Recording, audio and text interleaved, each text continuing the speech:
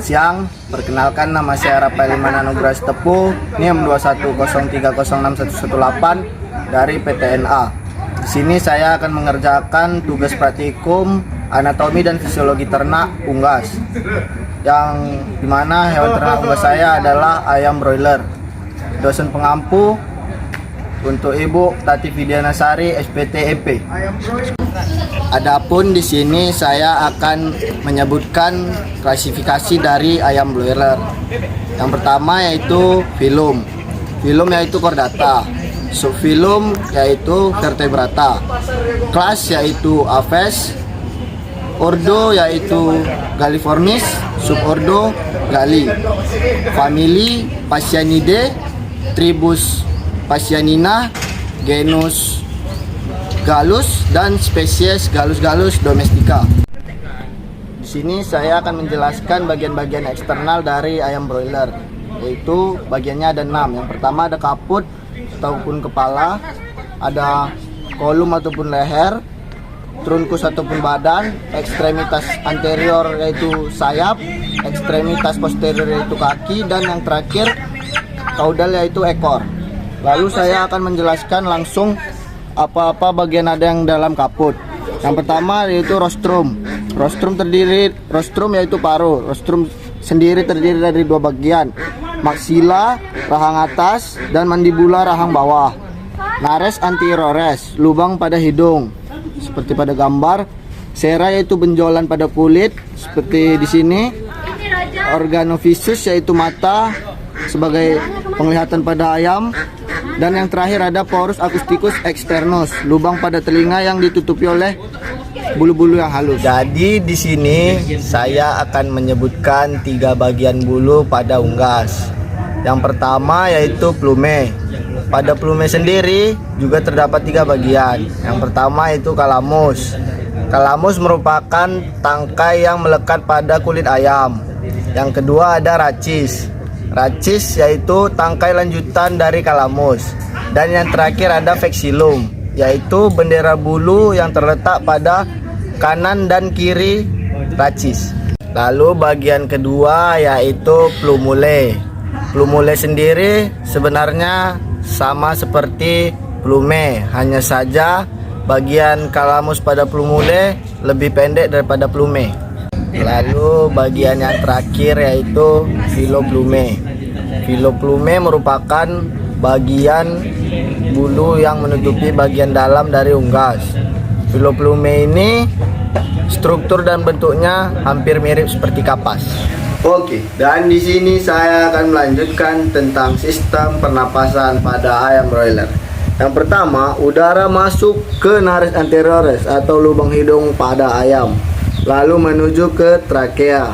Setelah dari trakea menuju ke yang namanya laring, kemudian ke bronkus atau percabangan trakea, kemudian menuju ke pulmo atau paru-paru, dan yang terakhir di sini ada jantung. Terima kasih.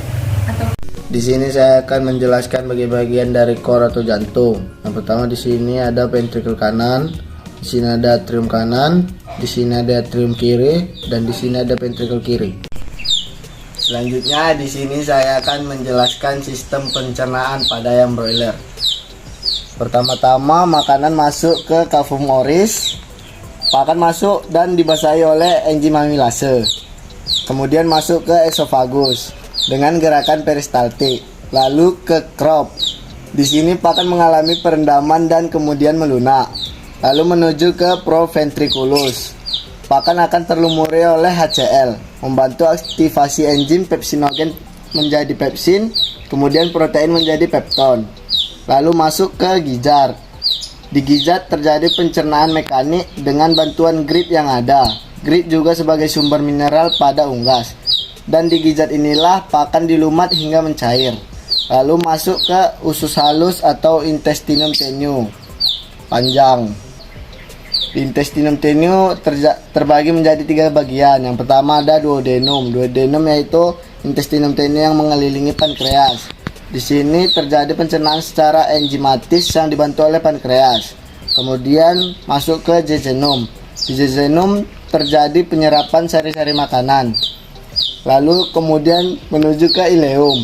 Di ileum terjadi penyerapan besar-besaran karena pH netral. Sini ileum. Lalu pakan akan menuju ke seka. Seka berfungsi untuk penyerapan serat kasar. Lalu menuju ke rektrum. Di rektrum ini atau usus besar terjadi penyerapan air. Lalu makanan keluar melalui kloaka dalam bentuk feses. Lalu di sini ada hati atau hepar. Hati atau hepar sendiri berfungsi untuk menetralisir racun, mengsekresi empedu, memetabolisme protein, KH dan lemak. Lalu ada yang namanya vesika vilea yang berfungsi untuk mengemulsi lemak, mengaktifkan lipase dan mempercepat amilase. Lalu di sini ada pankreas. Pankreas sendiri juga berfungsi untuk mensekresikan hormon insulin dan glukagon. Di sini saya akan menjelaskan tentang sistem saraf pusat. Yang pertama ada otak besar ataupun cerebrum. Selanjutnya ada otak kecil yang terletak pada kanan dan kiri. Ini dinamakan cerebellum. Kemudian yang di tengah ini merupakan medula oblongata. Jadi di sini terakhir saya akan menjelaskan tentang crop dan gizzard setelah dibelah. Yang pertama-tama saya akan menjelaskan tentang crop. Sini crop merupakan tempat penyimpanan makanan.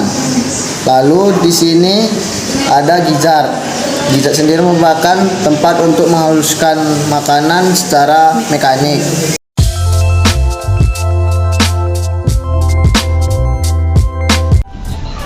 Oke guys, jadi kita sudah mencapai pada penghujung kegiatan praktikum kali ini.